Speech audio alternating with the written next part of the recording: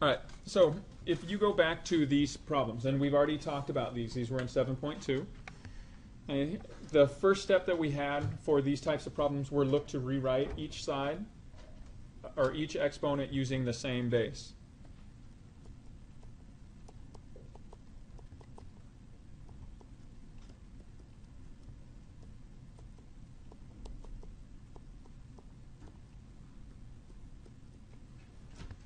Okay, so this is what we're looking to do first. So is that even possible with this problem, though?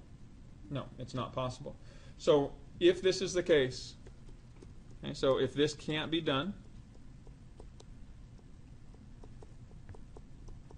then what you need to do is follow these steps. Okay, you need to take the log of both sides of the equation.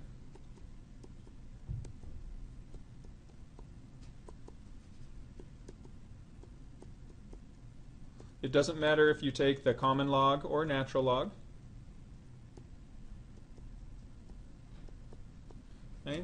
It doesn't really matter. What I would recommend, because the calculators you guys use have a key for ln that's easily accessible, and the log key is not quite so easy, or that may not work if you're not using the updated operating system.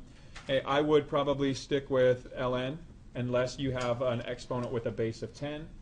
And then the log would probably be easier because it'll give you a numerical value to work with. Okay, but the first step in this would be, or the first step if it can't be written using the same base, would be to take the ln of both sides. Okay, so does everybody see what I did here? Is I just took the ln of each of these quantities.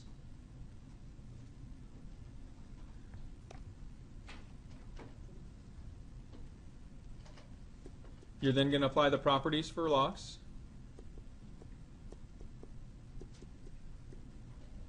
And namely, you're going to move the powers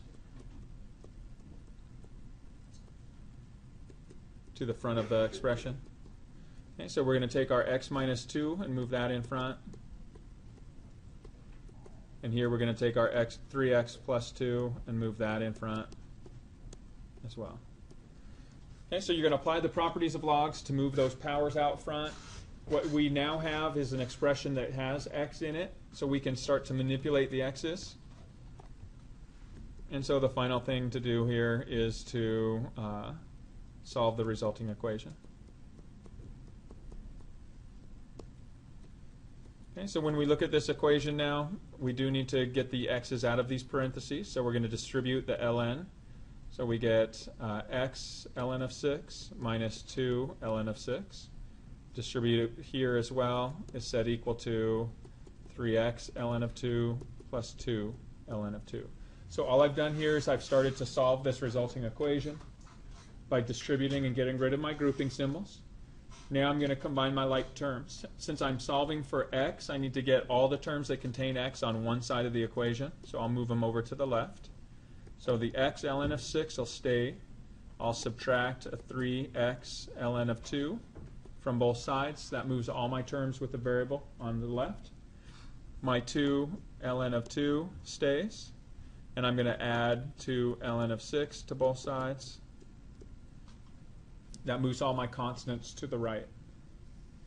Okay, once I get to this step, I now need to solve for this x. In order to solve for it and isolate it, I need to remove it from all the common terms. And so removing an x from each of these terms is called what? Factor. I remove that common factor or factor out an x, leaving an ln of 6 minus 3 ln of 2.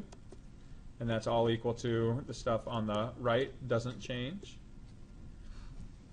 And then my final step here will be to isolate x completely by dividing both sides by this whole expression, ln of 6 minus 3 ln of 2.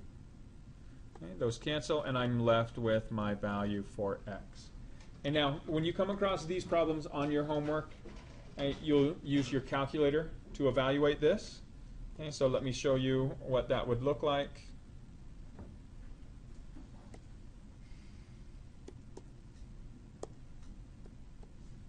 All right, so if you were entering this on your calculators, we'd enter everything in the numerator. So 2, the ln key is second x, so of 2, plus